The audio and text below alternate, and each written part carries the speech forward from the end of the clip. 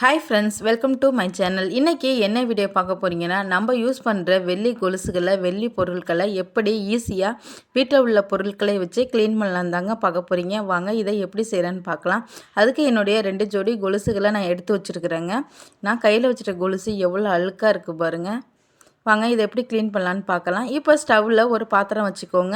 அதில் இப்போ 1/2 லிட்டர் அளவுக்கு தண்ணி சேர்த்துக்கோங்க. தண்ணி சேர்த்து ஒரு 5 நிமிஷத்துக்கு நல்லா கொதிக்க வைங்க. கொதித்ததும் 1 ஸ்பூன் அளவுக்கு டீத்தூள் சேர்த்துக்கோங்க. இது கூட 1 ஸ்பூன் அளவுக்கு சால்ட்டு சேர்த்துக்கோங்க.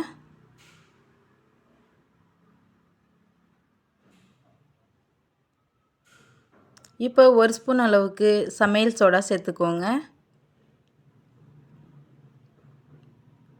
இது கூட ஒரு 1/2 ஸ்பூன் அளவுக்கு துணி துவைக்கிற பவுட்ரு சேர்த்துக்கோங்க.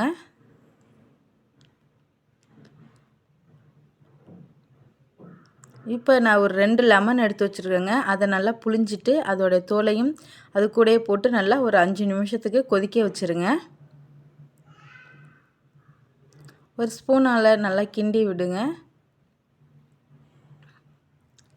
இப்போ நம்ம எடுத்து வச்சுருக்கிற வெள்ளி கொலுசுகளை அதில் சேர்த்துக்கலாங்க. சேர்த்து ஒரு 2 நிமிஷத்துக்கு ஹை ஃப்ளேமில் வச்சு கொதிக்க வைங்க. பாருங்கள், நம்ம போட்ட கொலுசு ஓரளவுக்கு அழுக்கு இறங்கிருச்சுங்க. இப்போ ஸ்டவ்வை ஆஃப் பண்ணிவிட்டு இந்த பாத்திரத்தை எடுத்து தனியாக வச்சுடுங்க. இந்த தண்ணி நல்லா ஆறணுங்க. அதுக்கப்புறம் நான் ஒரு பழைய ப்ரெஷ்ஷை வச்சு இந்த கொலுசுகளை நம்ம தேய்ச்சி எடுத்துக்கலாங்க. இது கூட ரின் பவுட்ரோ இல்லை சோப்போ வச்சு இந்த கொலுசை க்ளீன் பண்ணிக்கோங்க. எல்லா கொலுசுகளையும் இதே மாதிரி 2 சைடும் தேய்ச்சி எடுத்துக்கோங்க.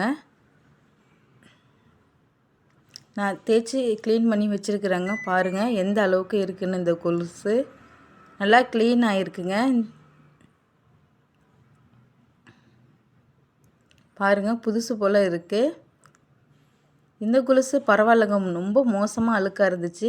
நல்லா க்ளீன் ஆகியிருக்குங்க. இந்த வீடியோ உங்களுக்கு பிடிச்சிருந்துச்சுன்னா லைக் பண்ணுங்கள், ஷேர் பண்ணுங்கள், சப்ஸ்கிரைப் பண்ணுங்கள், பெல் ஐக்கனை கிளிக் பண்ணுங்கள். அப்போ தான் நான் போடுற வீடியோ உங்களுக்கு நோட்டிஃபிகேஷனாக வரும். தேங்க்யூ ஃபார் வாட்சிங்.